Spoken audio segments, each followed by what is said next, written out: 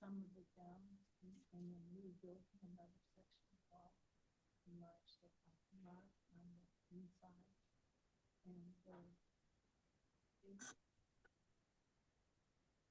Okay, we will call to order the Laguna Beach Planning Commission meeting of October 15th, 2025. If you all could be seated, please. Thank you. Can we have a roll call? Commissioner Sadler, Here. Commissioner Whiten, Here. Commissioner Dubin, Here. Chair Kellenberg, Here. and Chair Pro Tem Goldman. Here, can you guys hear me? Yes, we can. Commissioner Goldman, do you have anybody from the public with you in your location? I do not. Can you let us know if anybody arrives? I will. Thank you. Okay, the meeting is called to order. We'll first act will be to allow anybody from the public who would like to address the Planning Commission on items that are not on the agenda this evening. Would anybody like to come forth? Okay, seeing none, we'll move on to the consent calendar. Is there anybody in the public who would like to remove anything from the consent calendar? Seeing none, is there anybody on the Planning Commission that would like to remove anything from the consent calendar? Hearing none, we will, do I have a motion to accept the consent calendar? Move. Do I have a second? Second. Roll call, please. Commissioner Sadler, Yes. Commissioner Whiten, Yes. Commissioner Dubin, Yes. Chair Pro Tem Goldman, Yes. Chair Kellenberg. Yes. Motion carries. Motion carries. Thank you. We'll now move on to the first public hearing item, and that is item 5.1, Design Review 23-1480. Can we please have a staff presentation on this item? Do you want Yes. to ask for disclosures at all? Are there any disclosures? I did have a phone conversation with a gentleman who has been spoken to by the architect in terms of the artisan, masonry artisan. I spoke to the architect on the phone. I ran into the architect at the airport and we discussed the project. And I met with the architect on site. Thank you. Okay. Yes, Anthony. Thank you, Chair, and good evening, Planning Commission. I will be presenting this item on behalf of Assistant Planner Jessica Mendoza. Item number 5.1 is a request for design review to remodel the facade of an existing commercial building, door and window modifications, new exterior building materials, a reduction of the building eave overhangs, lighting improvements, hardscape improvements, and new landscaping at a property located at 1110 Glenary Street. We'll start with just a little bit of background. The project was initially presented to the Planning Commission on October 4th of 2023 and was continued to a date uncertain to give the city time to conduct a historic assessment of the property, in addition to providing the applicant with specific design direction. The project was then heard approximately 1 year later on October 2nd of 2024. As part of its review, the Planning Commission considered a historic assessment prepared by the city's historic consultant. That report concluded that while the property appeared to satisfy criteria for placement on the city's register, the property owner had not voluntarily consented to place the property on the local register. Since the property was not eligible for listing on either the national or state register, the consultant concluded that the property was not recognized as a historic resource under CEQA. The Planning Commission, after conducting a public hearing, denied the application, and that decision was appealed to the City Council.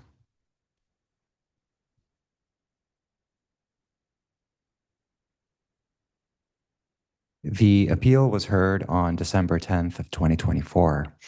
The council conducted a public hearing and ultimately remanded the project to the Planning Commission with the following direction. First, the council found that the property is not a discretionary resource under CEQA. That is specifically a discretionary historic resource under CEQA. And then I'll also quote from Councilmember Bob Boylan's motion, which carried 4-1. Planning Commission will seek to maximize the retention of the existing brick features on the property. The Planning Commission subsequently reviewed the remanded project on August 20th of this year. In its deliberations, the Commission noted that the Council had provided clear direction to maximize the retention of the Crazy Quilt brickwork and found that the design fell short of that mark. Several commissioners emphasized the importance of the brick-clad chimney in particular, which gave the building a more residential appearance to assimilate into the surrounding neighborhood. In order to evaluate the project for consistency with the design integrity criterion, the Commission directed the applicant to revise the plans to show the full extent of the brickwork in context with the proposed facade improvements. The Commission further noted that the applicant may decide that the design needs to change to harmonize the brickwork with the remodeled components of the building facade.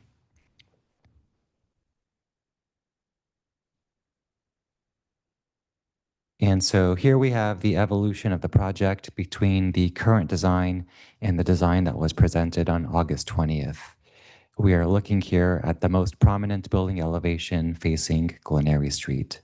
Since the August 20th hearing, the applicant has revised the plans to address Planning Commission and City Council direction to maximize the retention of the Crazy Quilt brickwork.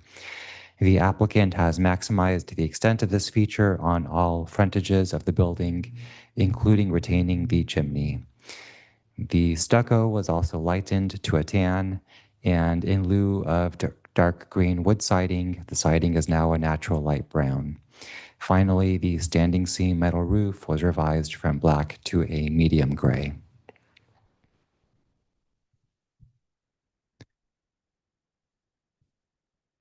The applicant proposes to retain portions of the existing brick on the front elevation, but remove brick beneath the new door on the building's right side, adjacent to the firewall, and the brick along the existing entry steps. The brick near the firewall sits higher to match an existing windowsill and does not align with the rest of the facade. Converting the window to a door with side lights would leave two narrow, misaligned brick fragments. In the applicant's opinion, this would detract from the overall design. The brick wainscoting will otherwise be removed and reinstalled after installation of new waterproofing, remediation of any mold damage, and installation of new windows. All brickwork that will be reinstalled will be done in kind per a note on the plans. There is a staircase at the rear that is also clad in Crazy Quilt brick. This brickwork will be protected in place as it does not require waterproofing.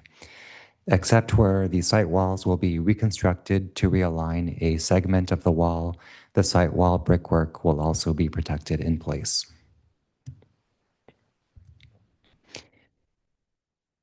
In response to the Planning Commission's direction to identify a qualified artisan capable of restoring the existing Crazy Quilt brickwork, the applicant secured a letter from a mason with over 30 years of experience in historic and high-end residential restoration. Based on his preliminary review, the mason estimates that approximately 50 to 70% of the existing Crazy Quilt brick and stone materials can be carefully reclaimed and reused.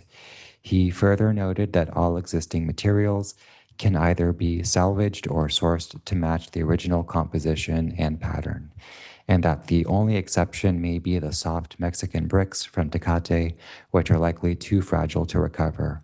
However, the mason did indicate that comparable materials could be sourced to maintain the visual consistency of the facade. And here's how the letter concludes. Everything that is here we can source to put it back exactly the way it was. And I will also take a moment here to point out that condition number 16 in your draft resolution sets forth a requirement for a reconstruction plan and extensive photo documentation to address the replacement of the existing Crazy Quilt brick features where it is proposed for removal and replacement.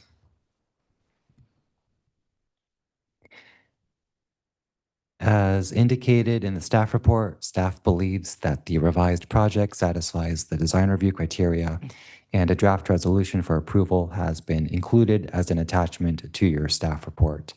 At the last hearing, much of the deliberation surrounding the design review criteria focused on two criteria in particular: design integrity and neighborhood compatibility. The Crazy Quilt brickwork, which staff felt strongly contributed to neighborhood compatibility, is now proposed to remain a prominent building feature and will also clad the perimeter site wall. This is appropriate based on the site's proximity to several older historic structures within a 100-foot walking distance from the site. Regarding design integrity, staff finds that the color and material palette featuring warm, natural tones harmonizes the remodeled building elements with the brickwork and the overall architectural form of the building. With that, staff is recommending that the Planning Commission conditionally approve the design review application and find said action exempt from CEQA. There were a number of public comments that the staff received, which are part of your agenda packet this evening, generally expressing concerns with the proposed improvements. That'll conclude staff's presentation, and I would be happy to answer any questions that the commission may have at this time. Thank you. Thank you, Planning Manager Vera. Are there questions from the commission for staff? Go ahead. Yeah, I'd like to focus in on the word preserve. In the city council's direction, or at least the summary of that direction, is preserve character defining brickwork. Now, preserve means to maintain existing, basically. In other words, don't touch it. This is a different approach. There are three components that Planning Manager Vieira described: locations where the existing will remain and be protected in place. All the other brickwork is to be photographed, removed, and replaced in the same location. Does that comport with the definition of preserve? I guess the second part of that was that council's intent? I appreciate that question, Commissioner Whiten, and I appreciate the opportunity to add some clarity to this, which I think is an important point to make. There was a City Council recap in set of meeting minutes that referenced preservation of the Crazy Quilt brick features. Now, that is not verbatim a recap of the actual words that were spoken at the meeting, and specifically, I would want to hone in on the motion that Councilmember Whalen made and that ultimately carried via a 4-1 vote on the remand. And the verbatim quote is highlighted on this slide here in bold text, which is: Planning Commission will seek to maximize the retention of the existing brick features on the property. And as such, although there were times during the hearing where various council members did use the word preserve, that was ultimately not captured in that motion. Now, nonetheless, maximizing the retention is still subject to an interpretation by this body. It is staff's opinion that what the applicant is proposing, where they're proposing to remove and replace the Crazy Quilt brickwork, that is consistent with the direction from the City Council to maximize the retention of those brick features. The work will be done in kind and will largely use reclaimed, recycled materials from the existing site and building walls. It is pretty typical for city staff to process permits for in-kind repair and or replacement work. Oftentimes it does involve some amount of replacement materials. In this case, it was important to ensure that the work that was being done ultimately was in kind, and staff believes that that is what is being communicated in the application materials through the artisan letter, through a note in the architectural plans that are included as an attachment to your staff report that notes that the work will be done in kind. And then there is also a requirement for city staff approval of a reconstruction plan to ensure that the work truly is in kind and that the completed project matches existing conditions. And that is condition number 16 in your resolution. Does the city monitor the construction to be sure during construction that it is being reconstructed per the photo documentation? There will be periodic inspections that will occur throughout the construction process. Those inspections are scheduled by the contractor once they hit certain milestones in the construction project. And because we will have extensive photo documentation of the existing conditions of those brick features, the city would not issue a building final unless the work truly is in kind. Thank you. Yeah, Anthony, I have a couple, and I know spoke to you today about this, but I just wanted on the record. On page 15, number 4 of the staff report says preserve heritage trees, which is, a shortened version of what the full statement says. But I want to know who makes those types of determinations as to whether or not the ficus trees are or are not heritage trees.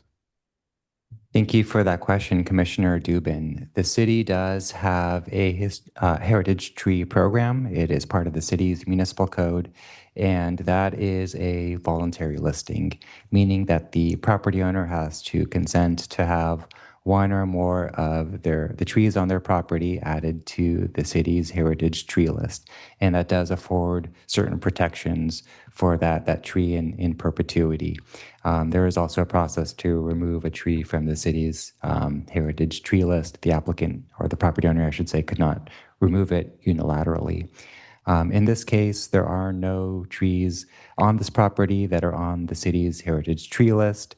When the Heritage Tree Program was being put together, there was a list that was prepared that was something of like a windshield survey, I'll refer to it as, that was a candidate heritage tree list, which was preliminary, but gave an indication for certain trees in the community that may very well meet the qualifications and to be eligible to be placed on the city's heritage tree list. There are also no trees on this property that are on the candidate tree list.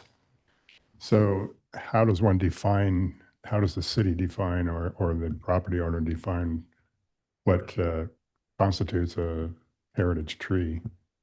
It seems a little subjective in some ways. It is a discretionary action that the council would ultimately take to determine if one or more of the heritage tree criteria have been met. And in order to be eligible for placement, the city does need to determine that at least one criteria has been met. The tree or stand of trees, which is of historical significance and is older than 50 years, a tree or stand of trees which has distinctive characteristics of form, size, or shape, a tree or stand of trees associated with a person or an event of community-wide significance, a large tree or stand of trees remaining from an original stand of California live oaks, sycamores, or and toyons, or a tree or stand of trees that is scenically prominent from public view corridors. And again, the closing comment that I'll make here is that the protections afforded to heritage trees are only afforded once a tree is placed on that list, which does require that the property owner consent to that listing by going through that application process. And this pertains to the Art Public Places program, page 17, number 12. It was not applicable according to the staff because the evaluation was below the threshold that would trigger the Art and Public Places program, but I know that, again, we spoke on the phone about this, but I wanted it on record because the valuation for the project was on the application is $48,000, which I think we will find out is significantly lower than what it should be once the building department reviews the construction documents. So, you know, in other applications, when it comes to art in public places, you know, if it's clearly going to meet that threshold, we always want to kind of talk to the developer or the applicant in terms of, you know, placement, you know, so that it becomes an integrated part of the project. So in this case, I guess the valuation will be determined once the construction documents are reviewed. But I am anticipating from my, I'll say, limited knowledge of construction, but I do have some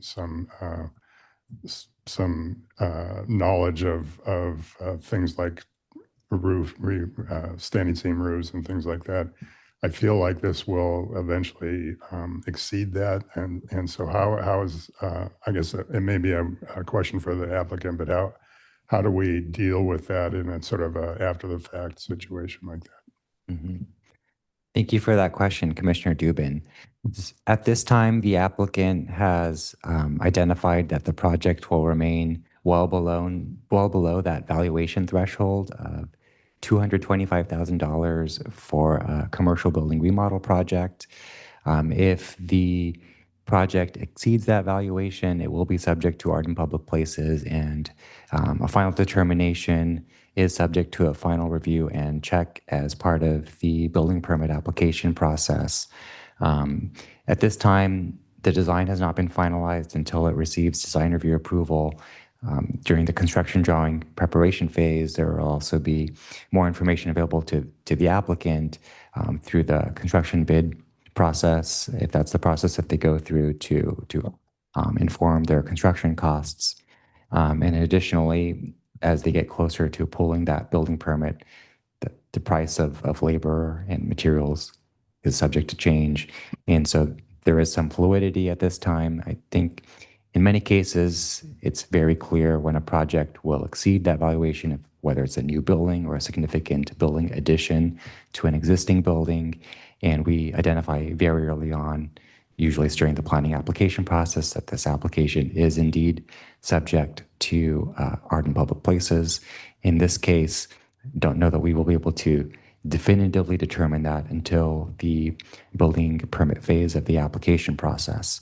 Our building permit technicians have a methodology for verifying that the evaluation is true and correct, and that will be done as part of the building permit application process, which would follow a final approval on this application. I just have one more quick question. The waterproofing contractor report, the engineering report, and the arborist report all make conclusions that are contrary to what City Council and Planning Commission has reviewed and made specific comments on. Are these reports out of date and moot at this point, and were just added to the staff report as a historical reference, or is there concerns about what their recommendations are? They did not inform the recommendations in the staff report prepared for this evening's hearing, but they are included as reference material and that they were attached to your August 20th staff report. Okay, because they do go quite contrary to, you know, what has been previously presented. So I just was asking if they were out of date or irrelevant at this point. What I would say is ultimately the Planning Commission is weighing all of the evidence. It is something that you took under consideration at that last hearing, and you can continue to take it under consideration. Thank you. Any other questions of staff from the commission? Commissioner Goldman? No, my question was answered primarily through Susan's question. It was about enforcement, to make sure that, you know, should we approve this, what we get is what we approved. That's the biggest concern, and I think Anthony addressed that. Okay, thank you. Shall we open the public hearing and allow the applicant to make their presentation or comments, if they have any? Thank you, commission members. Thank you, staff, for the introduction. So obviously it's been a long journey to get here, but hopefully we've listened and we've made those decisions and movements to actually get to a place that appeases. I think there's 5 additional things I'd like to mention. On the landscape plan, we are going to upsize the olive tree from the 24-inch to a 60-inch box. In terms of the structural letter that was written about the chimney, that will be something that is addressed during the building phase of the project. So there still may need to be some structural enhancements to the chimney just to make sure that it is going to endure. Another thing I would ask, Anthony, if possible, could I share that exhibit which shows the retention versus protect in place? Is that? Thank you. So I just want to clearly define where we're protecting in place. So in the site wall exhibit here, everything in red is protect in place. It's not to be removed. It's not to be rebuilt. That is protect in place. The area where it's got the new angle, that is obviously new material being, reconstituted material built in a new form. And then on the next sheet, if you can, thank you. So the areas that we're keeping, obviously on the backside of the building, that's kind of a special moment. There's no waterproofing being attached because it is floating off the floating stair. That allows us to keep it in place. And that's actually got some of the most intricate pieces of the brickwork on display on the building. As we rotate around to the front elevation, we're also keeping the chimney as a protect in place. That way, the only modifications would be internal structural modifications just to reinforce it, okay? As we move through the 5 trees, I think in the staff report it mentions 4, but there is actually 5. There's 3 olives, 1 oak, which actually would, funnily enough, become on the heritage eligibility, and then 1 redbud, which was one of the staff's recommendations. When it gets to the fenestration package, just to make sure, there's really only 2 windows and doors that are being modified. So we really are trying to keep the existing glass in the same location with minimal modifications there. And ultimately, when we get to the building valuation, obviously the project has grown and has become a little bit more elaborate. So there certainly will be a revised building valuation that's submitted to the building permit text. The project is actually being run by their own general contracting firm. That's why the costs are low, because they're basically doing this for their own building using their own builders. And that kind of concludes, and open to any questions that you may have. I'll start with one. You confused me a little bit on the discussion of the windows. Okay. Because my understanding is you're basically replacing all the windows with more contemporary windows. And you said, so could you restate that and clarify that? Absolutely. So on the right-hand side of the elevation, Anthony, I don't know if you're able to do that. There is 2 side lights and 2 double doors. That is a modification from the existing. So on that bottom right elevation there, you can see that there's 2 new doors there. If you highlight, there we go. This one is an existing window that the client elected to change to a door if possible so that they can egress out onto the front yard. The second modification was to align a window, if you can, Anthony, on the previous elevation. So you're just saying these are modifications from your previous plans? Well, from every iteration has had those windows in the same location. But I just wanted to make sure that it's stipulated. I saw some public comment about excessive glass and really wanted to address that to say there is not a real enhancement of glazing. Okay, thank you. Mm-hmm. Other questions? Could you talk about materials? Absolutely. So on the new materials, we wanted to listen to the commission's comments with regards to it feeling like too dark of a building. So we set about going through a series of different woods, different stuccos, different standing seam roofs, ultimately culminating in kind of a redesign, if you will, where we opted for a real wood. This is an Akoya. It has a barn wood with an exterior ivory. It has just enough character so it feels like it's not a new wood. But it is thermally stable in the sense of it shouldn't fade, it shouldn't shrink, expand at the same rates as a regular cedar or something. This stain we thought paired really nicely with the new stucco sample, which is outside. I think everybody's seen that, Ken. I'm not sure if you saw that one. Fantastic. So obviously it's got a much taupier tone. It pairs really nicely with the brick. And then obviously we have the cobblestone down below. With regards to the standing seam, this is a musket color, so it is a lighter color and it has just a hint more brown in it. It's kind of difficult to see in the fluorescent lighting, but this allows and pairs really nicely. So it doesn't give that teeny light color that often gets associated with commercial standing seam roofs. But again, it kind of pairs really nicely with what we're trying to accomplish. Okay. The light cobble seems impractical from a maintenance standpoint. Why have you avoided using brick? I think that's really an aesthetic value of trying to go back to the old world style. I mean, I grew up with cobbles and I think it's got a real flavor and a real an enhancement than the brick flooring. And the brick flooring that's currently there is not of the same quality or caliber of the brick patchwork or quilt work, I should say. So I think that this actually accentuates that and it gives it real character. It enhances, I'll backtrack. We're striving to try and make this building not feel like a new building. And I think by additions of the cobble, it actually enhances that and makes it feel like it's been there for a long time. The current patchwork of concrete, red concrete, rebar, and dodgy bricks, for lack of a better word, I don't think is an enhancement of the site. Mm-hmm.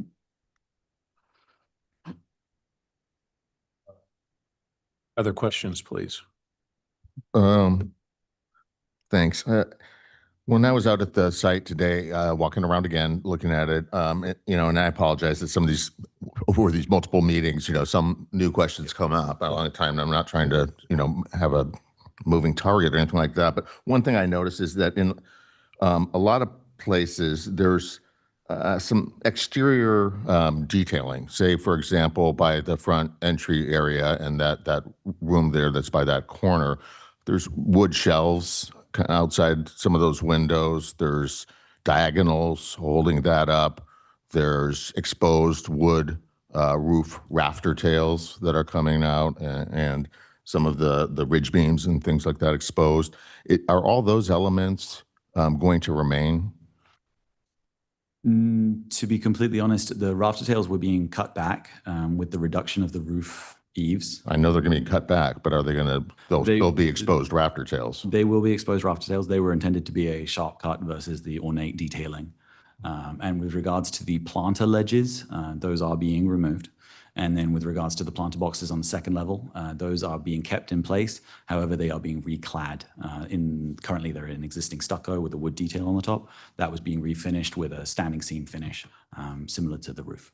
Okay, on the rear elevation, there's a popped out window that has some exterior cantilevered wood elements coming out underneath that with diagonals. And it's just hard to tell on your plans whether or not that stuff remains or not. Yeah, absolutely. So on that area, which is kind of directly adjacent to the rear entry, that area is being kept inclined. It's just the fenestration that's being changed. The rear elevation is really keeping in, for the most part, exactly where it is. The only real major change on the rear and the side is obviously the firewall being brought down. Okay, and over the roof portion, over the front entry door, there's the exposed beam and there's a wood column that's out there as well. Yes. It's unclear from your elevation whether or not, I would imagine that has to remain. Well, that roof is actually being cut back as well. So that was how we were able to mitigate the column, which is currently holding up that portion of the roof cantilever. By pulling that back, we're able to utilize the other roof, which is, there's currently two roofs sitting on top of one another. That allows us not to have the post there. But obviously, structurally, we've still got to get to the structural portion of this stage, which comes after design review. Okay, because on your proposed plan, which is, it's not finalized or anything like that, but I'm looking at your sheet A401. It appears to show that there's a column still there out at the front covered patio. Am I not understanding that right? Are you saying that that's Absolutely right. I misspoke. I apologize. That column is staying in place. It was just the roof that's being cut back. okay? The wood siding type again that you're showing there, Yeah. and that's actual wood. That's not. Yeah. It's not composite. Nope, Okay. it's a real through-bodied wood. The only thing that's different about this is it's thermally modified in the sense of, like I said, it's just been baked. just to kind of bake in the color and try and make it a little bit more resistant to fire, termites, and everything else that's Okay. wood likes to. You clarified what was going on with the trees.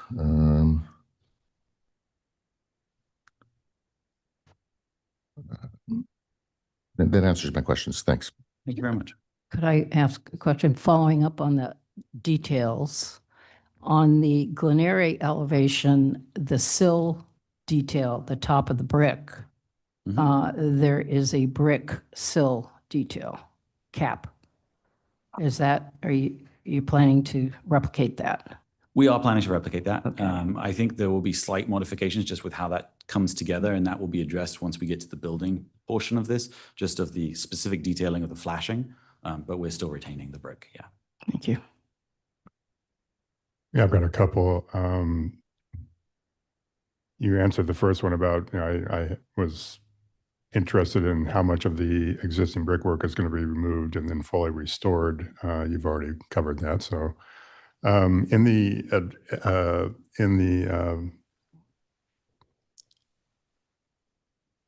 likelihood or potential likelihood that this valuation increases, potentially exceeding the threshold,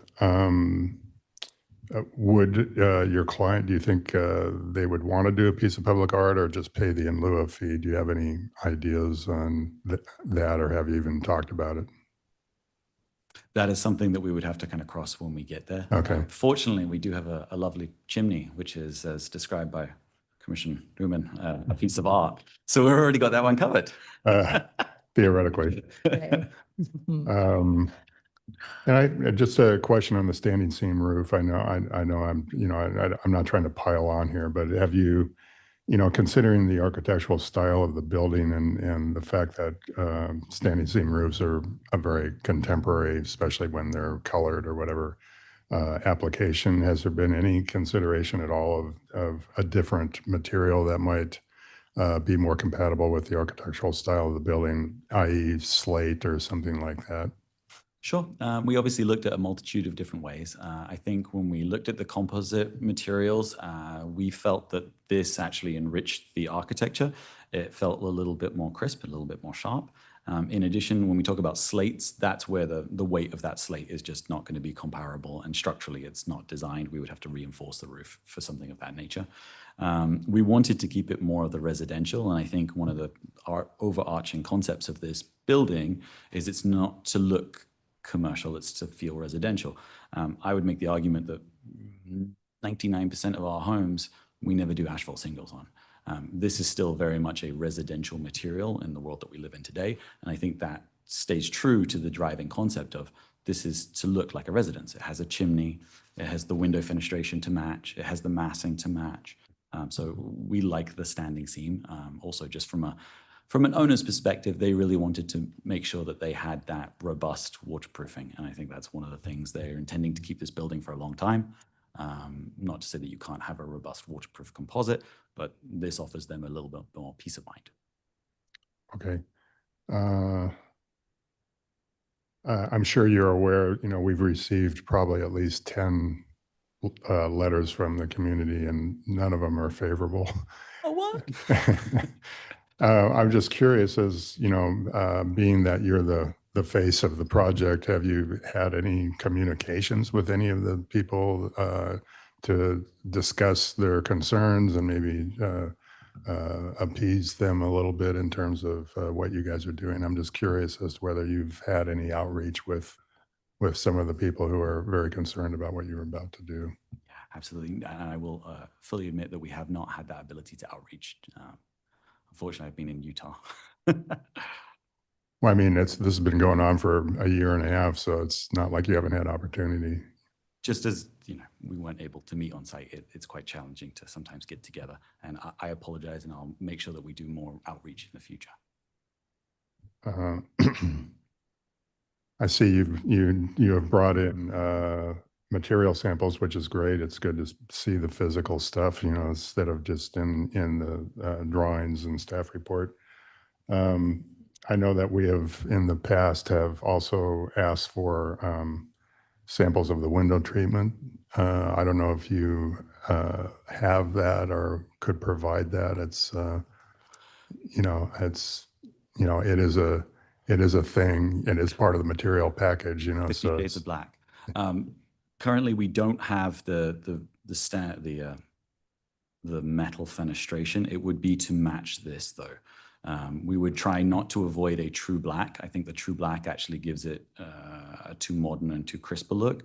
We would always hint for something with an element of the brown in it, like the musket or the statutory bronze, because I think it's a much richer tone and it is much more complementary to the woods, to the brick, and all the other material palette. Okay, thank you. Commissioner Goldman, do you have any questions of the applicant? No, I'll wait till our discussion. Okay, thank you. I will shift the public hearing to the public. If you would like to come into the podium and speak for or against the project, could you please make sure you sign in, and please speak no longer than 3 minutes, beginning now. Anybody like to speak?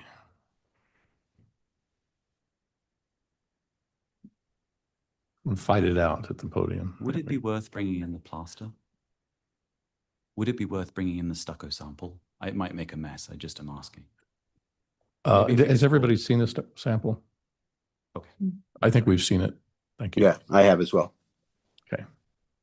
Okay, And- proceed. Ann Kane, good evening. I'm speaking for Village Laguna. And good evening, Commissioners. It's disappointing to see that even though the city's consultant found this beautiful Chris Abel building to qualify as a historic resource, the developers are not maintaining its integrity and unique character. The proposed changes to the building do not match its style or the distinctively Laguna Beach brickwork. The intended removal of the mature ficus trees adds to the sterilization of that corner.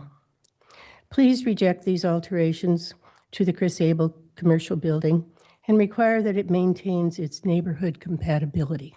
Thank you.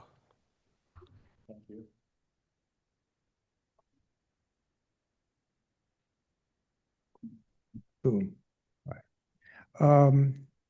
First of all, I'm getting to this process very late in the game. I was oblivious to everything as Could we get your name, please? I'm sorry. Oh, Joel Harrison. Thank you. Yeah. My primary concern has been addressed with the preservation of the brickwork. I appreciate defining the term to the extent that I understand it by Ms. Whitten. But another disadvantage I have is I did not have functional hearing aids for this occasion. So the sound quality is lacking.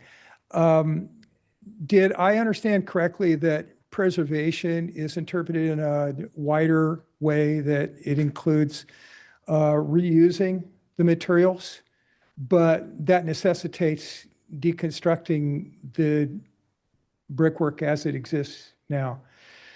Okay. Accolades due to Chris Abel, but I'm not sure, is everybody or anybody aware of the person who actually built that brickwork? And am I correct, is that Sandy Pringle? That's a yes? Let's go ahead and just address the, Defer to your authority on if that. we, Yeah, we- okay. the protocol is to address the commission, and questions that you ask will be answered at the end of the public hearing. Okey doke. I am not displeased with the trade-offs involved between property rights and community values and all of that. But my purpose in being here and given the 3 minutes, I would just hope that we could use the more specific definition of preservation and not have to go to the extent that we're taking any of those walls apart. I don't know that that's possible, but that would be my preference. And otherwise, I don't really have any strong opinions about this. Thank you. Thank you. Good evening, Commissioners. My name is Kathy Yerk. I serve on the Heritage Committee, but I'm not here as a representative of that body. I've really struggled to think of what to say tonight. It's just such a unique and interesting and prominent building. I did want to thank you for how carefully you've approached it and how sensitive you've been to community concerns, which were also reflected, I think, in the questions that you've asked so far. I attended the council meeting where this item was discussed, and although the council motion was to preserve or retain the brick, there was a lot more to the conversation than that. And there was really, for one thing, there were two council members who wanted to vote then and there that it was a historic resource. So it was a pretty close call. They were really concerned about the character of the building in general. And I think the assumption was that by maintaining that brickwork, that there are certain other concessions in relation to the design and the criteria for design integrity, as well as neighborhood compatibility that needed to be made. I have some suggestions to make if the goal is really to make the building not look like it's new. I echo your comments, Commissioner Dubin. The standing seam metal roof is just very, very contemporary. And because of the way that it is at the first floor level, it is going to be extremely prominent. It's just going to read very, very visibly. Also, the architect said that they're not changing out that many windows, but we don't know whether the windows have muntins. Are they multi-light? I guess they're metal. The multi-light windows intrinsically minimize the glazing because you have all that wood. There are wood that separates the windows. When you change those out for metal windows that may have some muntins, that may have no muntins at all, and then you add these very large glass doors, you are making a very bright, shiny object at the Glen Eyrie side of the building. I would be, if the windows stayed, were repaired or replaced in kind, and the roof was something more like what's there, I would actually, I think, withdraw my objections to the project. I guess I'll leave it at that. Thank you. Thank you.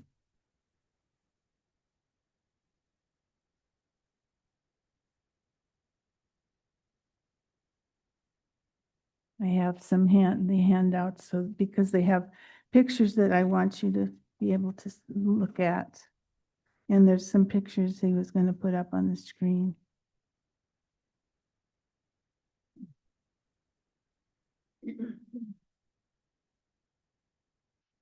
The picture that I'm going to show, which I hope comes up, it reminds me of the question they ask in a political campaign. Are you better off now than you were 4 years ago? In this case, I would look at this picture, which I hope comes up and is being passed out to you. Is this proposal better than that picture? That picture, to me, there is nothing wrong with that picture. And it does not need upgrading, moderning, or much of a change. So I don't see the purpose of this. Go to the next slide, please. This is the one I'm referring to. I mean, what could be more Laguna, beautiful, surrounded by foliage? I mean, this does not need these changes that he's proposing. It seemed to me that he's taking all the parts that you didn't specifically talk about while you talked about how important the brick is, and changing all those. We don't need to cut the roofs back. Look at that picture of the overlapping roofs that are shown there. What's going to happen with that design detail when each of those roofs is cut back? What is the purpose of cutting those roofs back and making that change? It just it changes it from a homey look into some kind of truncated look for no reason. Since I only have a few minutes, I'll talk about the significant trees. My letter did not talk about these being heritage trees. I'm talking about the provisions in the general plan that says significant trees should be preserved in the development review process. And then it defines significant trees, trees of large size or unique appearance or historical significance. So certainly these trees are large and significant in their location. And it is your job to comply with the general plan and preserve them. Replacing them with the olives, if you see the picture on the second page of my letter, these are typical olives in Laguna Beach that are dying of fungus. And this is what we'll look at that corner in a few years from now if the olives replace those ficus. This is not an opinion. It's not a maybe. It's happening all over town. And it's a very poor choice to replace those beautiful trees that are there now. Also in the rear, they've replaced the wood railing with glass. Now, why do we need a glass railing on the back of the building? You usually use glass if there's an ocean view. There's no ocean view over there. It's just another way to moderate the beauty of the existing building by taking something away that looks old. Thank you. Thank you.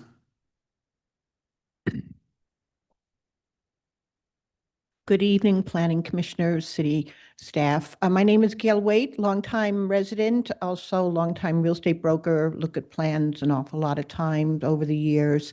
And I have attended a number of the Planning Commission and the City Council meeting. And in particular at the City Council meeting, it wasn't that the members didn't think the building was historic. They did not want to take the position to force the owner to allow that building to be declared historic. So they asked to retain the Crazy Quilt and as much neighborhood compatibility as possible. The design, unfortunately, they're trying to shoehorn a contemporary look into this building and get you to approve it.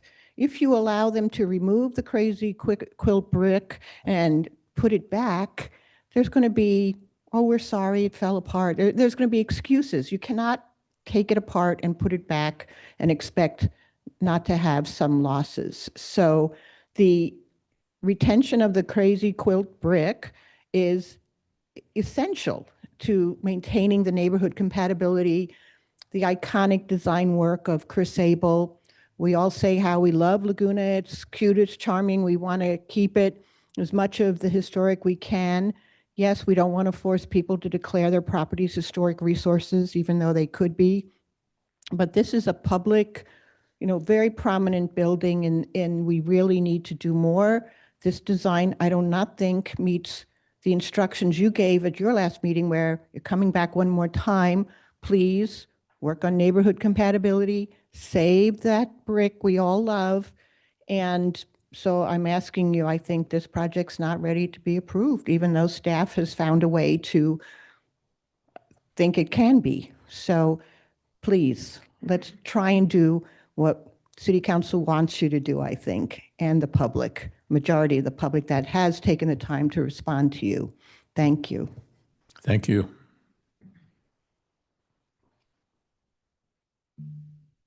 Good evening. My name is Regina Hartley. I'm a former member of the Heritage Committee, and I appreciate the effort that the architect has made to preserve the Crazy Quilt brickwork and the look of the iconic Chris Abel building.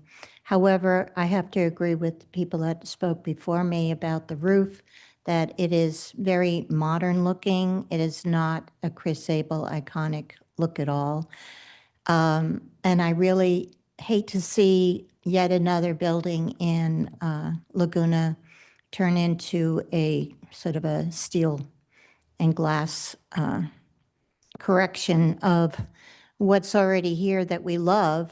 I'm thinking about the Better Buzz coffee shop. That was really a shame that those Normandy-esque elements that were destroyed. And please don't let this happen to this building. I live in the neighborhood. I think that the team, the architectural team should reach out to the neighborhood a little bit more. And I think that they should bring in samples of the windows so that you can see that they are very modern looking and not at all in keeping with the building. Thank you. Thank you. Any other speakers? If not, I will shift the public hearing back to the applicant. And hopefully you took a few notes and if you'd like to address some of the points that were brought up, this is your opportunity. Absolutely, I appreciate the time. So to start, the brickwork specifically, there was a question of who completed the brickwork. There was no evidence, and this was from the historical report, to confirm that Van Dyke did this. I'm happy to. Is your mic on, by the way? Yes, I believe it is. Can you hear me? Is that better? Sorry, apologies. So I'm happy to kind of pass that over if you would like to have a read. It's just there highlighted. Okay, with regards to the windows and doors, it is a steel frame look. It's like I mentioned with a statutory bronze. It does have muntins in it in the same grid pattern, and those are evident on the elevations themselves. So I believe, if I'm not mistaken. Are you sure? I did not see those on the elevations. I'm going to triple check, but it Yeah, should be. can we confirm that? Yeah. Because it appeared to me there were no muttons on the windows. Yeah. I think if there are muttons, it would go a long way. There are muntins on all of the windows and doors that provide. You're talking, so you're saying there are muttons similar to what's there today in terms of the grid on the windows? I'll confirm, but I think that on most of them, On this exhibit, half as much. on this exhibit, there are no muttons shown. The muntins are on the horizontals. So Okay, but it's a different. It's a reduced grid system. Okay, so it is not muttons similar to what is there today. It's a much more modernized Absolutely. character. We agree on that. Okay. Okay. Sorry, I thought that was okay. All right. It's actually gone from the sort of 1920s to 1950s.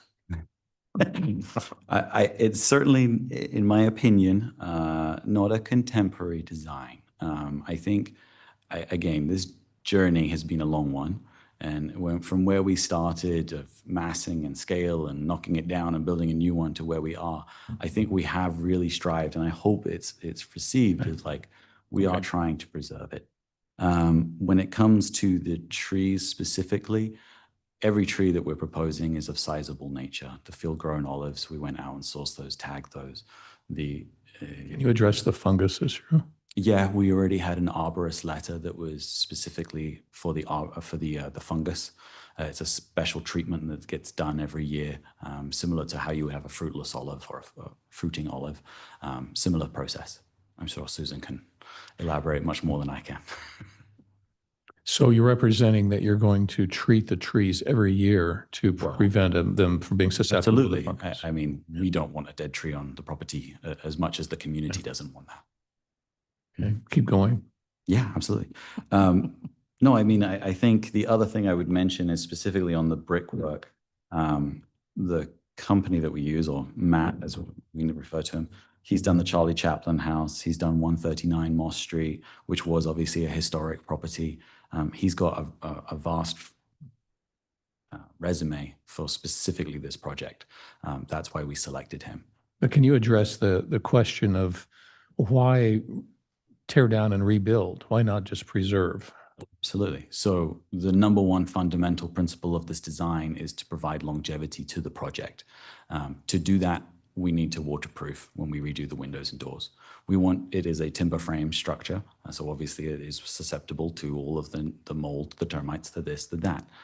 We want to provide a new lease of life, that this project is not just going to be back in front of you in 15, 20 years because they have termite damage, and guess what? They're back trying to remove the brick. We want to do it right. And to do it right, it requires re-waterproofing, potentially resheathing, and potentially mitigating some of the damage that they've already had water intrusion on. If you look at the existing detailing of how the brickwork and the coping details are, right now there is no flashing on any of those doors and windows. So it is likely that one could assume that there would be some form of water intrusion that has already occurred. Our plan is, like I mentioned, remove the brick, remove the waterproofing, do it right, put the brick exactly where it was before. And I'm assuming that if it's a very expensive process, and if you didn't have to do it, you would, and if there are areas where you didn't have to do it, you won't do it. That is a good hypothesis. However, I think, again, the clients would want to do this in a way. You're absolutely right. If during exploration there's none, great, leave it as is. However, I think to give peace of mind to ownership, they would want to re-waterproof the whole building so that they have a warranty and they can say, our building is not susceptible to water intrusion in 5 years, 10 years, 15 years. Thank you. Other questions from the commission to the applicant based on the public input? I have a couple. Let's start at the alleyway. What is the explanation for a glass railing when it is on an alleyway? Why would you want to see the alleyway? Why not have a wooden railing? We just want to see our neighbors. No, I mean, that's just a pure aesthetic upgrade. We are still trying, like I mentioned, to upgrade the aesthetic. And I thought that by enhancing a steel and glass guardrail, it would create a slightly sleeker look, shall we say, which is what the ownership wanted to look for. It is on the alley side as well. Yeah, and how, in your mind, how is that consistent with design integrity? I think that ties in very well with the fenestration package with regards to the steel frame and accentuating those steel accents. I'd also like to ask you if you considered it a composite roof, or you've talked a lot about the standing seam roof, which gives it a completely different character. And one of the speakers tonight indicated that she might support the project with a change in roof material. And do you have any thoughts about that? Absolutely. So when we spoke with ownership, they were quite adamant their preference is a standing seam roof. And that is kind of what they strived for. We felt like if we make the other mitigating factors that we might get to a middle ground. Their preference is? Standing seam roof. Yes, no, I know that's a preference, but is that a hard stop? Is there flexibility? I'm trying to figure in the points that are flexible here. Is the glass railing flexible? Is the roof material flexible? The windows, we've talked about the windows. And by the way, this is the original fenestration pattern of these windows? This is what it was when it was built, as far as we know? As far as we know, the openings are the exact same. I do not believe there was additional windows unless there was any other building permits during that process. I don't believe, going through the historic report, there was any significant remodels that happened. Yeah, okay. And then I guess the final point, and you and I discussed this earlier today, waterproofing can be done from the inside, from the interior. It is disruptive on the interior. It would involve cutting portions of the wall up to and slightly above the existing wainscoting, brick wainscoting, and probably removing a section of the floor in front of it. But it is possible to do that. Is that something that you discussed, considered, or? Absolutely. So, I mean, obviously we relayed that to ownership. The challenge with that is obviously, there is also a financial burden that happens with that. This project, as Commissioner Dubin already mentioned, has kind of grown in scale and complexity to a point that there's that balance between, is this a feasible project from a financial perspective? I think if we were to review it from the lens of taking it apart stick by stick from both the inside, not only would we not be allowed to use the office during the process, so they would be out of the office, the financial costs would probably get to the point where there would be no project per se. Well, I mean, I don't know, but the cost of removing that brickwork piece by piece and documenting it is not inexpensive. Far more inexpensive than retroactively coming from the inside to do the waterproofing on the outside. Maybe. Not to mention it was relatively remodeled not that long ago on the inside. So that I hear, and when I relayed that to ownership, that was kind of a firm no to try and damage everything from the inside to build the outside. Yeah, no, I appreciate the changes you have made and the color, and et cetera, but, you know, you're just kind of at the edge. If you could just Teetering. kind of go over on a couple of things that would have meaningful, it would be meaningful. It would be meaningful to how the building looks. It would be meaningful to the neighborhood and to the city. Absolutely. With regards to flexibility, looking at the guardrail, obviously we like that look because that's as guests arrive, that's the primary parking lot on the back. I think there is some flexibility that we could entertain a wood picket guardrail. With regards to the shingle, I'm asking one last time. I apologize for using my phone, but obviously they're not here. I couldn't hear you. I was just saying we can certainly entertain utilizing a wood picket guardrail on the back. With regards to the shingle, I can't confirm that, and I'm trying. I apologize for having my phone prevalent, but trying to get some more information on that. On the earlier conversations we had, the standing seam was quite a hard stop. Okay, thank you. Any other questions? Just in regards to the window treatments, I know I mentioned that we have, you know, in other applications, so there's precedent for it to require, you know, a sample. It can be a small section of a window, but it seems to me that, you know, in looking at the plans, that the style of window, it doesn't even come close to what the originals are in terms of the grid pattern on the window. So is that something you would be willing to provide? I just feel like, you know, it is a pretty major change in terms of the architectural style to eliminate the grid pattern and replace it with a more contemporary type window. What's your comment on that? Yeah, I mean, fundamentally, we are still doing a steel frame window. So contemporary is interesting because I obviously want to make sure that it has depth and it has some character. I'm happy to provide a sample. I would be curious if that could even be a condition of approval, that city planning staff could review that sample. Obviously, that would require coming back with it. I don't have a physical sample of the window system here. I mean, you know, have you done any research in terms of trying to replicate the existing windows, not in wood, but at least in the grid pattern? That's something that ownership wanted to maximize light into the space. And obviously they have some lovely views, so they wanted to try and keep those views. So to answer that question, ownership would like the grid pattern as presented versus increasing muntins. Okay, because, you know, we're trying to get to that happy medium somewhere in here.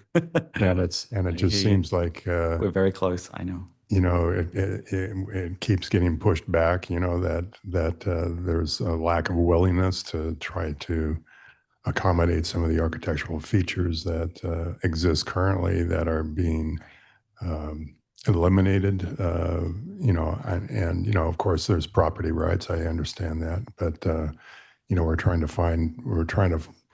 to get as much as we can to maintain the integrity of the original building design.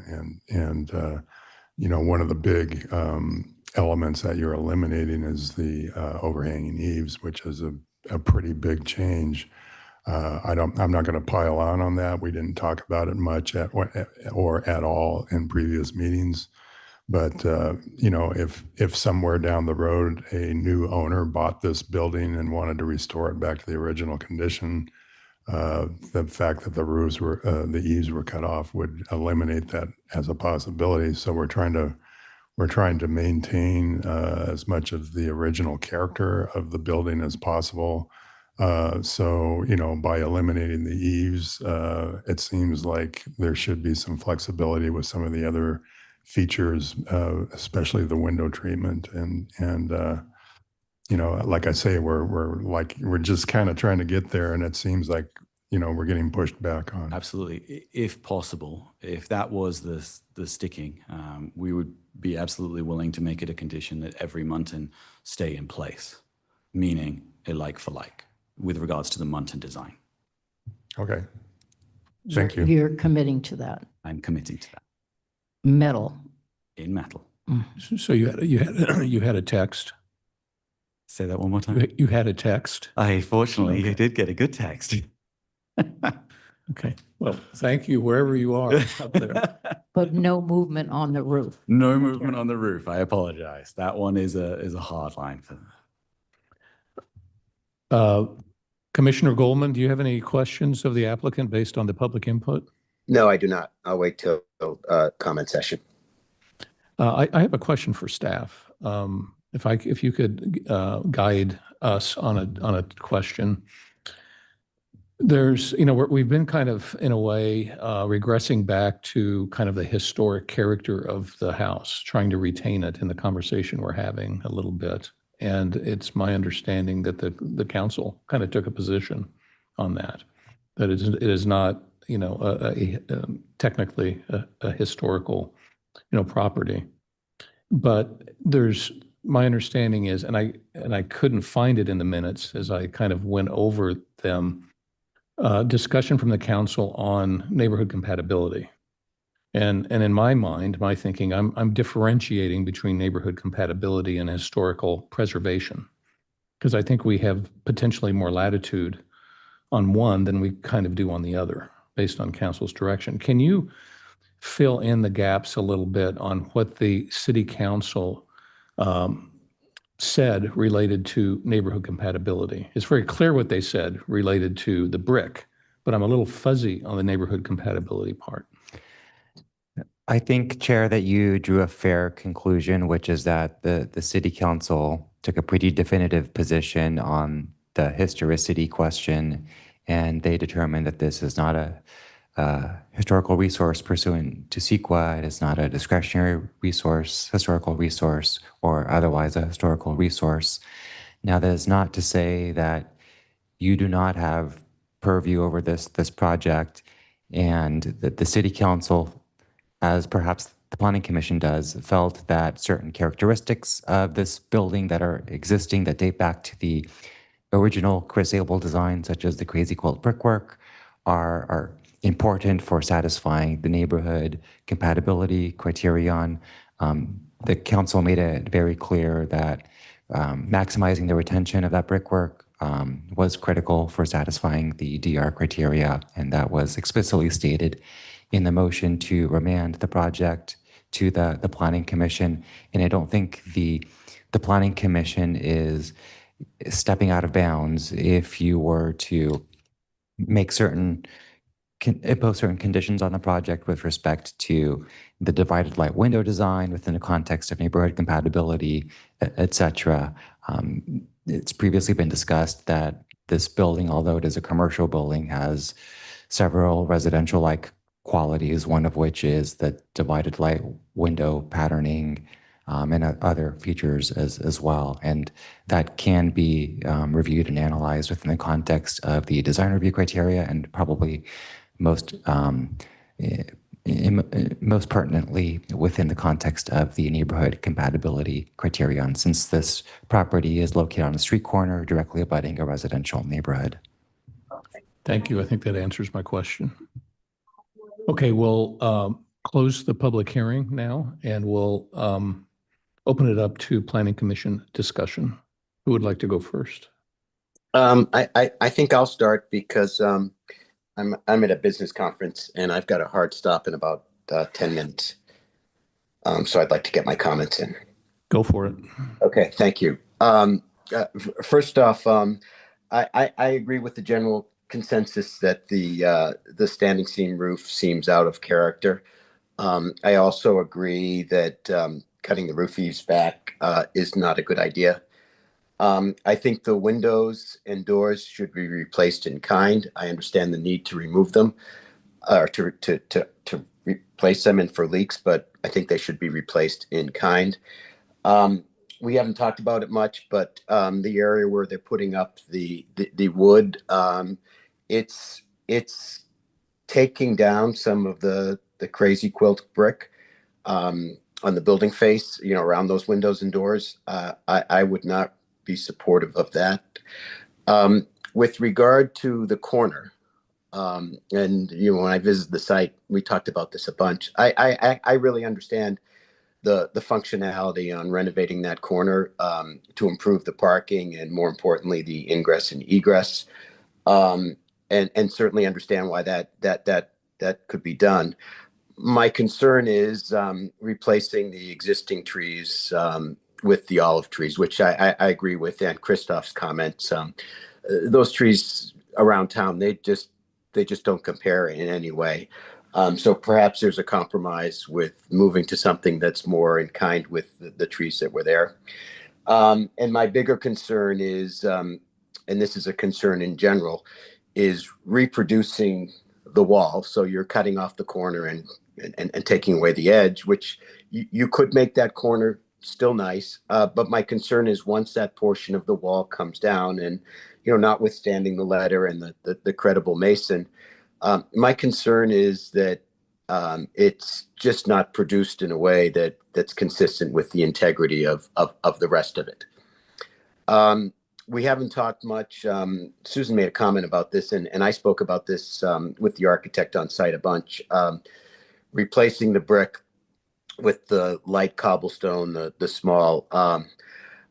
You know, it's hard for me to visualize exactly what that would look like. You could make the argument that the contrast could add improvement to the aesthetics, but I just don't know on that, and that's something I would defer to comments from the other commissioners. I guess in summary, you know, a comment was made about shoehorning a contemporary look into an existing building. I 100% agree with that comment. I think the applicant or the owner at heart wants this to be a more contemporary building, and I really believe that the changes that are contemplated here will make it neither here nor there. It won't be the existing building. It won't be really more contemporary. And most important, I don't think it will be consistent with City Council's comments and direction to us. So, you know, I may not be here when it comes time to vote on this because I do have to click off. The current design, I can't make the findings on the current design and the plan as presented, you know, without addressing the things that I had talked about and, you know, what has been made comment of and talked about with the other commissioners. Okay, thank you, Commissioner Goldman. Who would like to go next? I'm happy to go next. Do I always have to go last? No, Oh, okay. you're the boss. I was going to say the same thing. No, I'm not. I'm going to disagree. I'm really struggling, frankly, with this whole discussion. I thought we got pretty clear guidance from the City Council, and I think it bothers me that we've really created a moving target here. I mean, we had a planning commission meeting. We gave clear direction. The direction focused on maximizing the brick presence on the property. We did not request new windows. We did not request new overhangs. We did not request getting rid of the roof. We did not request a new railing on the back. And to come back around after in this meeting and create a whole new list of items that are fundamentally based on maintaining the historic character of the building, which I know that in our hearts we kind of you know, love and adore, but we've had a lot of discussion on that, and we've had findings from the council that gives us direction on that. I'm struggling just extending this out and adding more stuff on that we haven't brought up and made clear in previous meetings need to be addressed. I think there's a question of credibility of the commission if we do that. I do believe that we could make some moves on neighborhood compatibility because I think that door is open. And I do believe that, if considering the windows, going to the more historic panes on that basis, I think is a legitimate, request or thought. And I believe that the back of the building, getting rid of the contemporary railing is a thought. But I also acknowledge that the applicant has made some significant moves in terms of materials and colors in the direction of maintaining neighborhood compatibility. I like the colors much more. The stucco is a nice, creamy, soft color. I think, finding this wood, I don't know how they make that stuff, but I like it. I like the color. I think it is residential in character. I think the change of the color of the roof is clearly a move in the right direction. So what we have here is a fundamental philosophical disagreement. We have a property owner who has the right to modify their property within certain bounds and limits, and we have a community, a neighborhood, and a lot of members of the community who do not want to lose the historic character of this building and move it towards a more modern, permutation, if you will. And do I like it? I don't know that I really do. I really do like the building that's there probably better. But I think the balance of property rights to find a middle road on the between their wish to slightly modernize the building and still maintain certain components of its historic authenticity. And even though, it'll be interesting to see how it turns out, but I think, we're kind of at that point where I think it's probably as good of a balance as we're going to get, especially given the addition of the mullions, which I think is a big move, and the change of colors and the retention of all the brick. That was really our main focus in the last meeting. I would like to, I'm not sure I buy into the paving material. I think in the spirit of the council's request to maintain the brick, maintaining brick as a paving material, I think is consistent with that general spirit of that comment from the council. So I would move that we maintain the brick, paving, if possible. Those are my comments. So I'm supportive of the project with the modifications that the applicant has generally agreed to. Okay, I'll go next because that's really where I stand too. I think there's not just the practical choices that we're talking about and the changes that the applicant has agreed to, but there is this bigger context of we've been 2 years at this. We've had 4 meetings plus an appeal to council. We have had 2 continuances on this. We've hashed this out.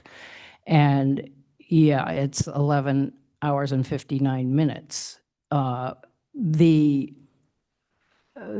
changes, for example, changing the railing has to do with compatibility, neighborhood compatibility, and design integrity. The mullions on the windows, adding those back also will actually change the detail level on the building, dial it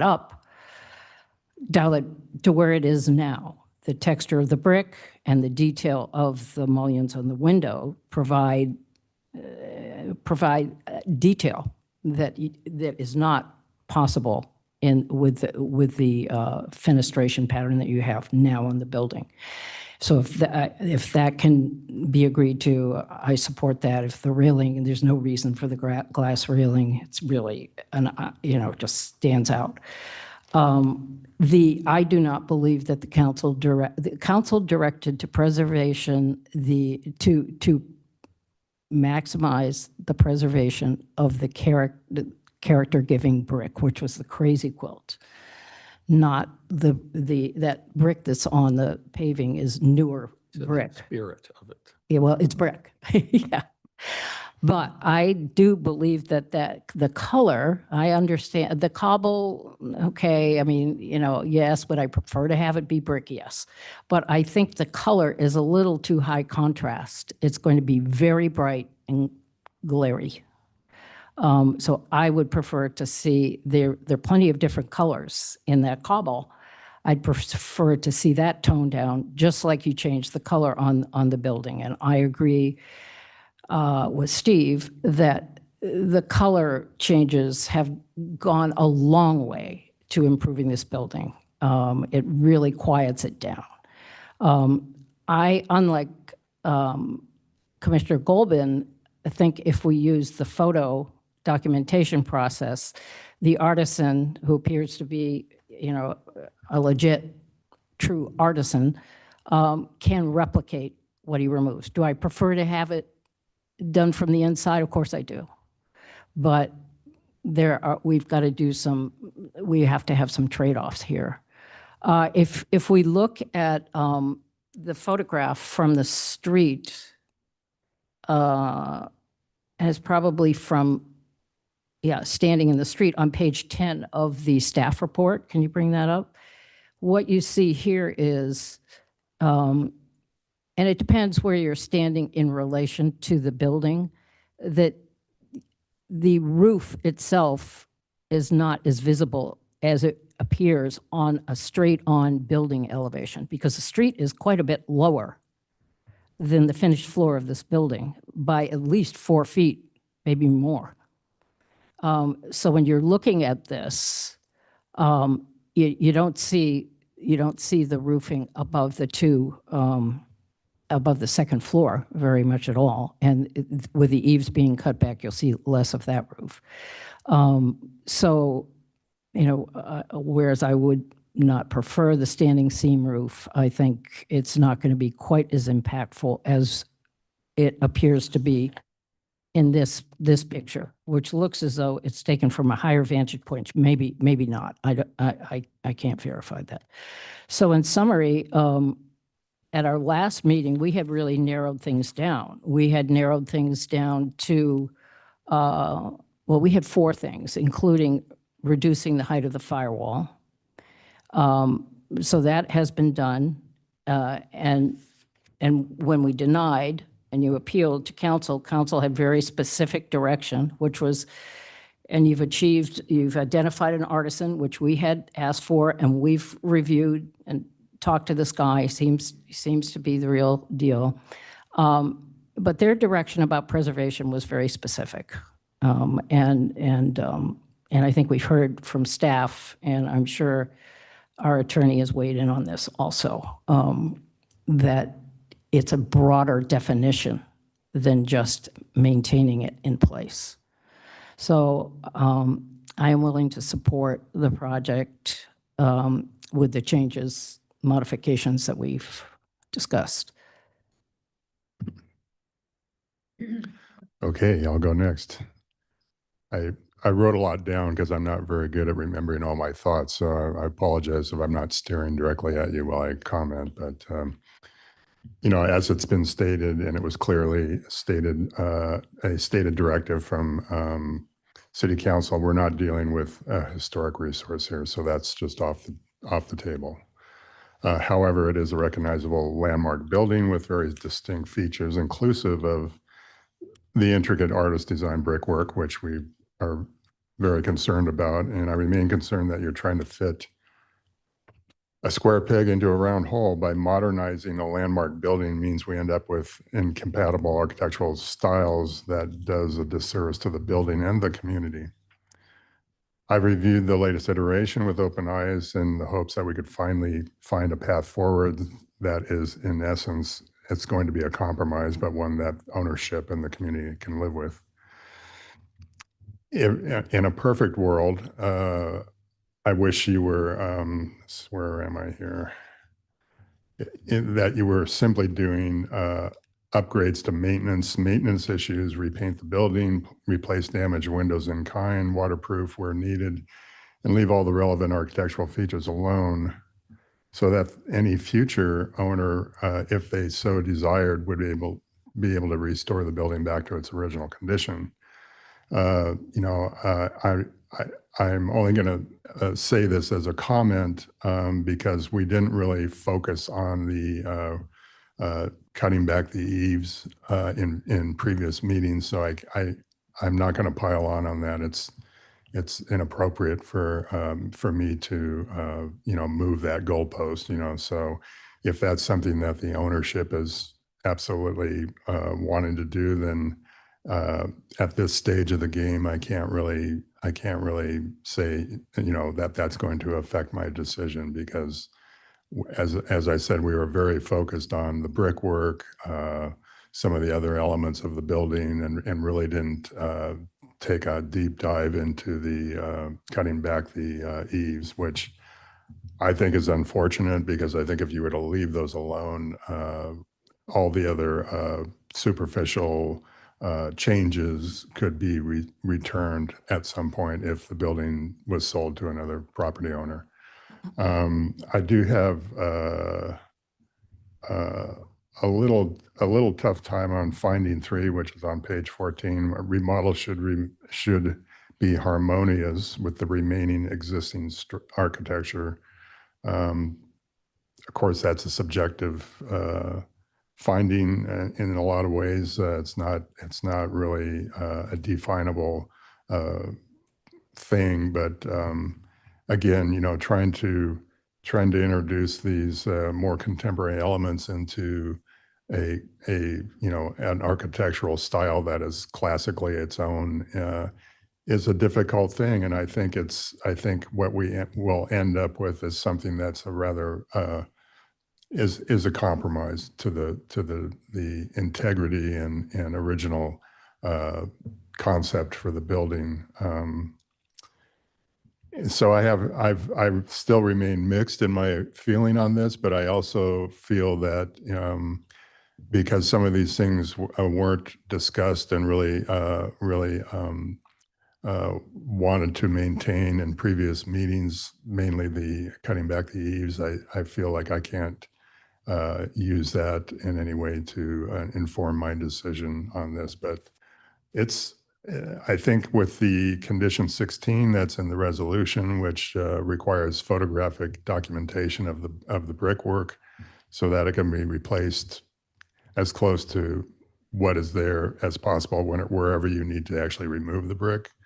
I think that's it's an absolute requirement, and I would add a condition to the resolution regarding the window treatment that the windows be, although they're going to be metal framed, that they maintain the grid pattern of the original windows, because that is a real feature that will help soften the blow to the eaves and some of the other proposed things. But I think if it's a very tough decision for us in regards to a building like this, because it does have a landmark quality to it. I won't say it's historic, but it is a landmark building that's been in place since the early 70s. And it's tough to see a building like that have some of its major architectural features actually removed forever, which, again, back to the eaves, I'm not going to dwell on that too much, but if those had been something that we discussed earlier meetings that we wanted those maintained, then I think everything else in terms of colors, metal roof, windows, the brick being replaced in kind, I think this would have we would have been quite happy, and I think the community would have been happy too. So, but again, it's inappropriate for me to lean on that as a reason to inform my decision. So, I think with the additional conditions, I think we're very close. Well, as my fellow commissioners have stated, this is and has been one of the more difficult projects that we've dealt with recently. Unfortunately, I think some of it has been self-inflicted by the applicant team, just by virtue of particularly at the last meeting, I think in really missing the mark of the city council direction to the applicant team and to us at this point.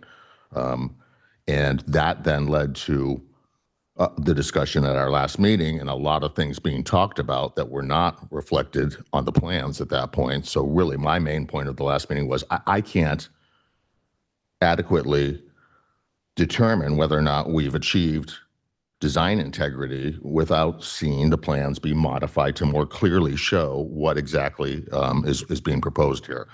And you've done a much better job now of clearly showing that.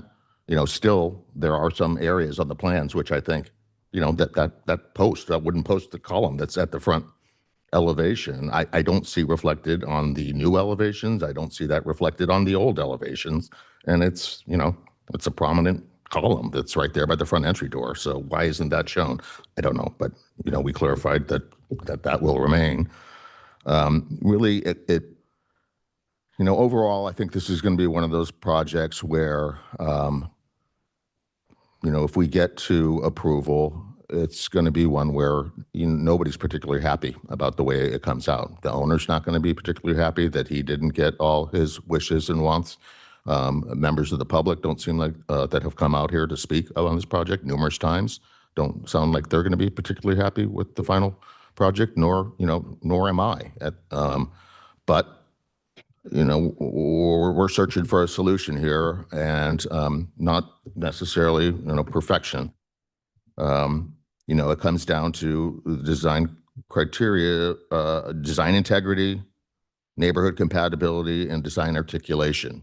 You know, the design articulation, for the most part, really the only modifications that are being made to the existing structure that affect design articulation was the proposed cutback of the eaves, which has been there from the very beginning, which we did not make a big deal about. But now some of us are thinking, in retrospect, maybe we should have. But you know, that's pretty much water under the bridge now. So, and the other was the chimney. And, you know, after thinking about it and about particularly in neighborhood compatibility and the fact that the original kind of architectural design intent, in my opinion, was to help have this structure tie better into the surrounding neighborhood, which was, you know, for the most part, largely residential. And so I really appreciate the fact of the retention of the chimney and the fact that that will be protect in place in terms of the Crazy Quilt brickwork, because that chimney, I think, has some of the more extensive and detailed brickwork anywhere on the project, and that rear stairwell, which also will be protected in place. And, you know, interestingly enough, a lot of the short little site walls, which for the most part will be protected in place. So, you know, that's good. And I think that that's met the direction of the council. There are some areas where the brick is proposed to be removed, you know, on the front elevation where that window is being swapped out into doors. And, you know, I was going to question about, you know, why is that really necessary? Is that really necessary? You know, potentially, you know, you stated that the height of the brickwork there is at a different level because of the window is different, the sill at a different level than the other windows. Well, that window could have been replaced with another window with, you know, a similar sill height, so the brickwork there could have been maintained. But, you know, I'm okay with that. I think that still meets the intent of maintaining the majority of the brickwork.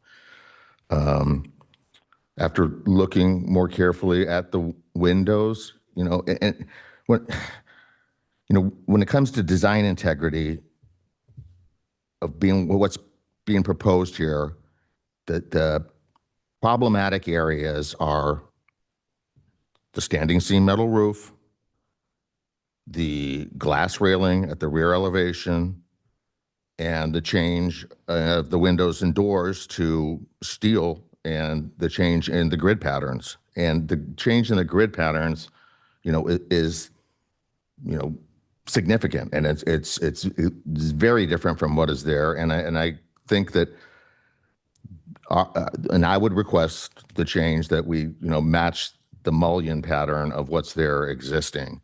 If you look at, say, the side elevation, the north elevation, where we have the larger windows that are towards that front entry corner where the front entry door is, that large window had 40 separate little panes. I mean, even though they're not separate little panes, but 40 segments, and you're proposing 4.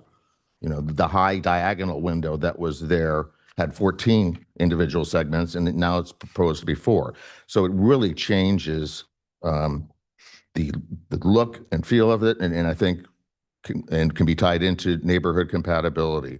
So really, it sounds to me like there is some flexibility here on the applicant's, part, and I would make a similar request to what it sounds like the other fellow commissioners are making, in that that the glass railing at the rear be, changed to a regular wood railing, that the window style match the existing in terms of the mullions and grid layout. Again, my preference would be something other than the standing seam metal roof, but I'm going to be flexible on that one. The last one, it seemed that people were, we were all debating here, is whether or not it's important. And I said this at the last meeting. I asked, the applicant team to consider, maintaining the brick paving. It's not as character defining or as important as the crazy quilt, and it's certainly, we're not talking about trying to protect it in place or anything like that. It could be entirely removed and replaced, but my personal preference and feeling would be that the brick surface helps tie everything together better. We have this crazy quilt brickwork prominently on the front elevation and side elevation of this building. We have the crazy quilt brickwork that's out on these site walls that are pushed out closer to the edge of the property and the sidewalks. I think the brick paving in that driveway area helps tie that all together better, and would be less contrasting and less reflective and bright as that other lightly colored cobblestone would be. So that would be, my requests, and I feel as though that's a reasonable compromise. And to be sure the column is, Well, I think remains. I believe it has to. I mean, if they're gonna that roof element over that front entry porch is pretty independent, and it's not being supported by other roof elements. So there has to be a beam and there has to be a post there. So, and I asked the question, and for the most part, some of this other detailing and stuff regarding some of the diagonals and things, and the exposed rafter tails, even though they'll be cut back, those still will be exposed rafter tails. They'll be modified. They won't have the detailing that they currently have, but I'm okay with that. So I don't know if there's now, I guess it sounds like maybe now there's some stuff that we need to discuss amongst ourselves about what are the important things and what's not. My hearing of the discussion is that we're actually pretty close to having a consensus on where we are. I'm hearing that given the history of previous meetings, that provides a reasonable limit on asking for new major changes that haven't been discussed before. The fact that they have complied with the City Council's request related to the brick, that the reconstruction of the brick is really a functional requirement that is hard to avoid. The fact that we're going to a much more neighborhood-friendly window type, and the fact that the back elevation facing the neighborhood is going to be somewhat resolved to be slightly less contemporary. I think the only kind of item up in the air is the paving. I'm actually going to be neutral on that. I can go either way. Because I do see the point of having a different color being a kind of an interesting contrast to the rest of it. On the other hand, I like the idea of the brick tying it all together. And I'm not going to use the H word, but it is more consistent with kind of the existing condition for what that's worth. So would somebody like to, do we want to discuss the paving? Okay, please do. Well, so what we're talking about is sort of either or, go to a brick Well, Or- or it could be a different color of the cobble. or a cobble in a different color. Could we That's an entertain a option. darker cobble? Obviously, it's going to be a blend. It's not going to be one monotonous white. There would be different inflections of the different tones, but I'm happy to do a darker tone. Well, do you want to bring up what the choices are in color? Because I think there would be some resistance to gray and black. I would keep it in the same taupe family so that it's in keeping with the structure. However, we would just pick out the darker tones, just like in any variety of the cobble. So we would do more of the, Closer to the wood color. Exactly. You'd pick out more of the copper, more of the dark. Can you go online and look at their website? Or no, this is the sourced Yeah, the material. source material. Oh. So literally as it comes out the crate, you would pick and select what you need. It's not. So like what are products that we what are can- the choices though? Is there, there's taupe, There's taupe, sand, desert. Desert's a lighter one, so probably not that one. And a brown. The brown is not brown per se. It's actually more of the kind of orange. is that what you're thinking? Yeah. Mm-hmm. So we would just basically eliminate the desert and the sand, and we would just do the brown and the taupe, which is, a darker version of this. What is the module size of those cobbles? I mean, is that, 4x4. that's the cobble? That is the cobble, Okay. yeah. Mm. Next time I'll bring the whole crate. Mhm. I'm going to assemble a small mock. Is So it's no not- one so it's- else, so it's not a no one uni- else in favor of the brick for the paving? What's that? Is no one else in favor of the brick for I paving? think I think it would, tie the brick wall and the brick that's on the building. I think it would kind of connect that all together. But I'm not saying if there's a darker shade of that that could work too. I mean, that's kind of a, I mean, the only reason I'm bringing it up is because as I recall, Commissioner Goldman said in his comments that he would prefer that the brick paving, that they do brick paving. Now, he's not, I don't think, with us anymore, so he may not be voting on Hopefully he's this, so okay. I don't know whether, but I'm just pointing that out. I agree that the brick sort of ties it all together. It's like the Big Lebowski movie. The rug Right. ties the room together. And it does that. But we haven't seen a sample of what that brick might be. So we Generally would know need what to brick is. define. Well, but they're all different colors of brick. I- And as you know, and finishes, et cetera. But Well, I- we could say that the brick would be of a color that's compatible with the dominant hue of the crazy quilt. And then let staff determine if they achieve that goal. Yeah. So how does the applicant team feel? Currently not great. No, I mean, that's one of the things that they would like to preserve is the cobble. And with regards to doing the red brick, obviously right now the red brick is not continuous throughout the whole thing. There's large significant portions of concrete which is painted red. So I think happily we can entertain the darker tones, just so that you don't see the tire marks, etc. I'm absolutely in favor of.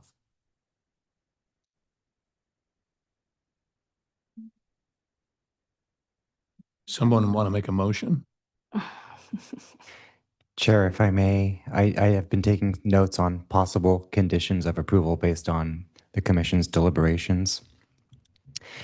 The plans shall be revised to clarify that the post adjacent to the corner building entrance will remain in place. A revised color and material board shall be submitted to city staff for review and approval to incorporate a darker taupe cobblestone paving color, or the alternate would be to instead use a brick that will be compatible with the dominant hue of the Crazy Quilt brick. That would also be subject to city staff review and approval. The applicant shall utilize a wood picket guardrail design at the alley building elevation, second floor. Window replacements will utilize a divided light muntin design to match the grid pattern of the existing windows. Sounds about right to me. I think that the only, Yes. and that any new or resized windows or doors have a similar grid pattern, right? Because like at this front elevation where now we have the new doors added instead of a window, that should have a grid pattern that ties into everything else.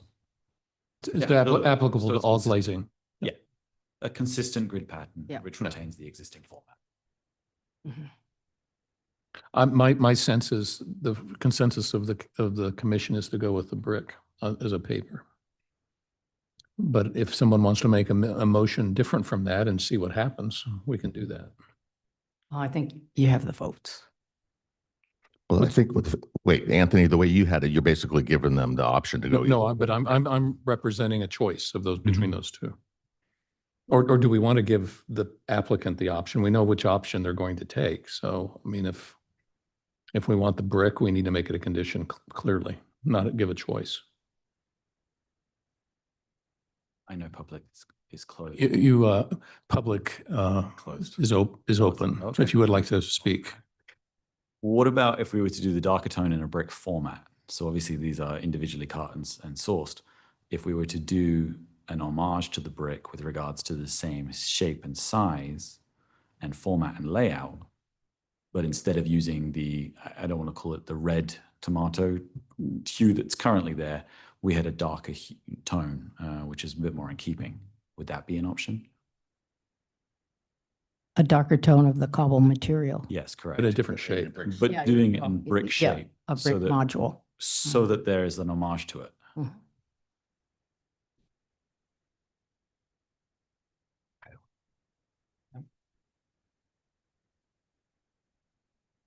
Be okay with that.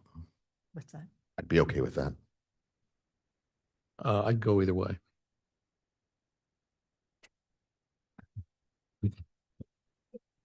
We I have a completely different thought on all of this that I will represent in how I vote on the project. Well, do you want to share it with us? Not until we vote. Oh, I thought maybe you had another thought on the think what- paving. Oh, no. I think what No. you're saying is the brick is the least of his concerns. Yes, Okay. All right. that's a good way to illustrate that. Yes, I just sir. want to be sure that everyone's aware that Chair Pro Tem Goldman did have to sign off. So for the information of everyone in the room and of course the rest of the commission. Thank you. Okay. Okay, somebody make a motion, please.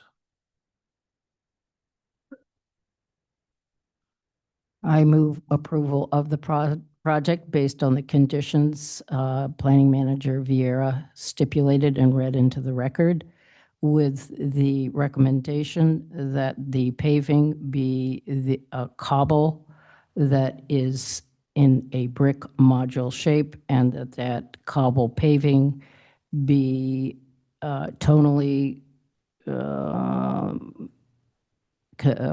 tonally related to the brick, crazy brick. Can you define tonally related? I mean, does it Color mean it's red? related. Does it mean it's tomato or, No, okay, Just a darker. darker. Darker. Yeah. compatible, harmonious? Harmonious. A harmonious darker. Is there a second? I'll second. Can we have a roll call? Commissioner Sadler, Yes. Commissioner Whiten, Yes. Commissioner Dubin, No. Chair Kellenberg. Yes, Motion carries. thank you. Thank you. Appreciate everyone's patience. Thank you. Yes, it was a hard one.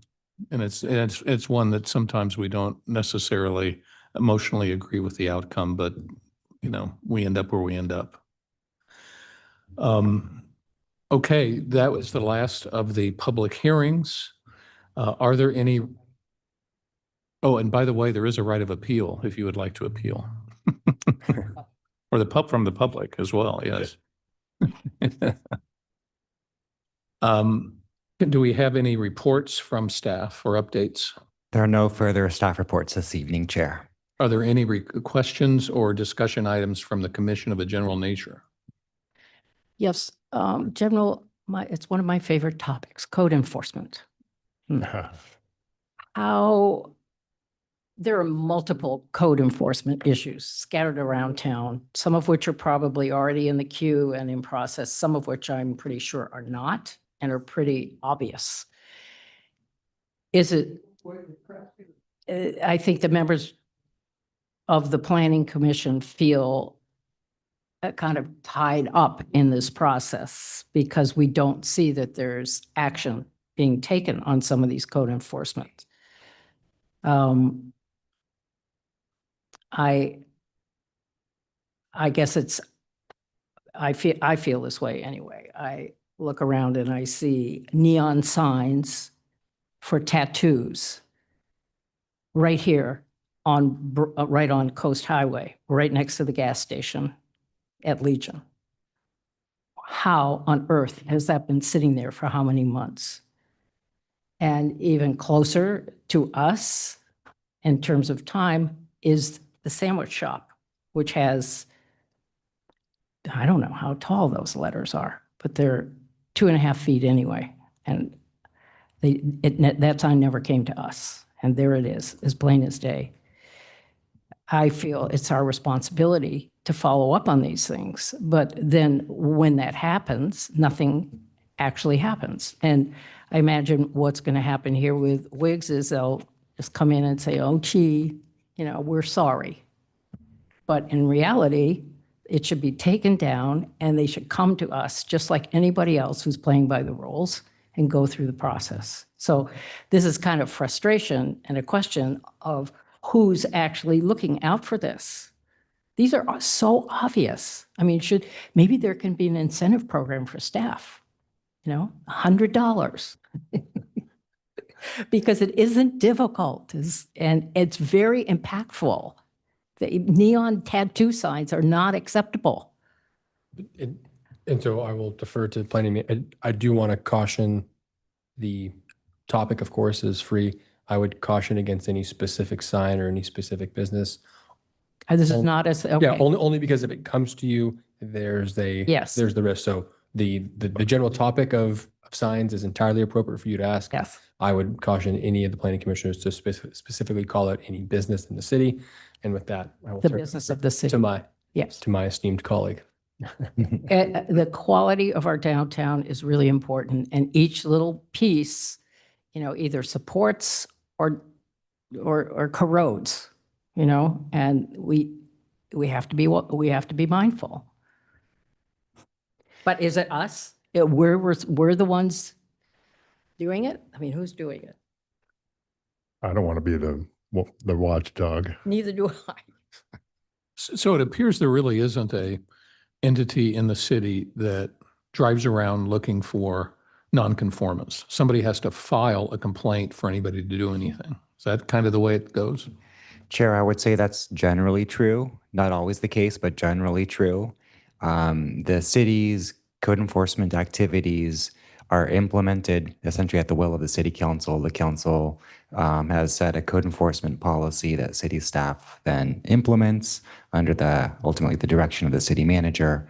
And so city staff's policy is generally one of voluntary compliance. Some of these cases do take in what seems to be perhaps from some perspectives an unreasonable amount of time, but ultimately we are attempting to achieve voluntary compliance through progressive actions, starting with courtesy letters, ultimately escalating fines. And then furthermore, code enforcement, unless there is a specific life safety issue, is generally reactive in that city staff is responding to complaints.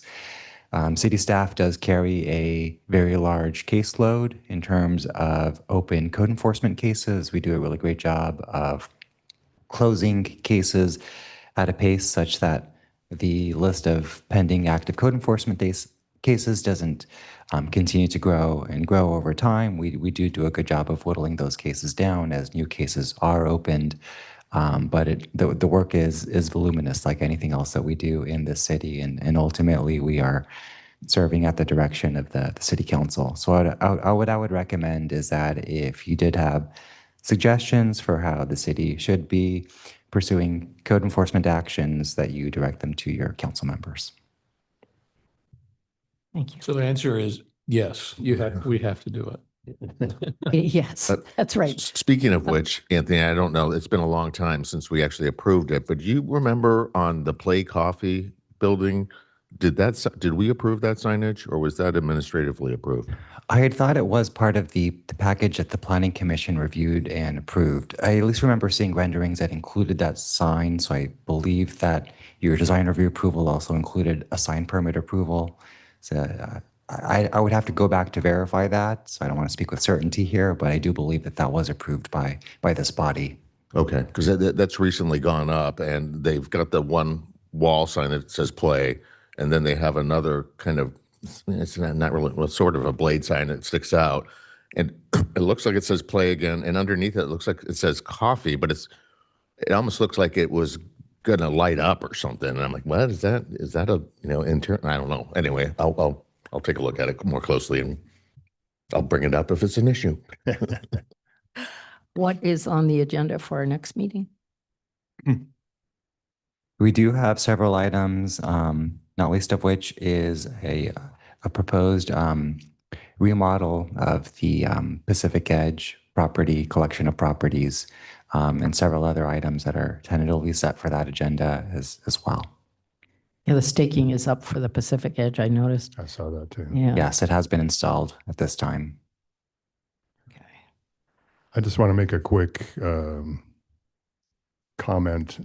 This is reference to the Hotel Laguna, which is, I know it's in limbo. I'm not trying to over discuss this, but through some conversations I've had with various people who are in the hotel business, there's this consensus kind of brewing that may never get reopened as a hotel because financially it just doesn't add up. And I'm just wondering, like with future planning or something, if it's even feasible or if it's premature to even start thinking about alternatives, because I don't know that it's ever going to be a hotel again.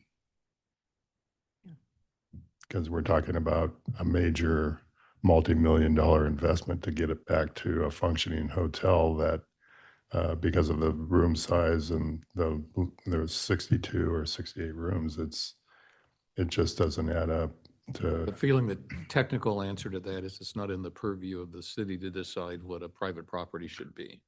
Agreed, unless the city gets involved and buys the property or something from the Merritt family, which I don't think they're going to do. But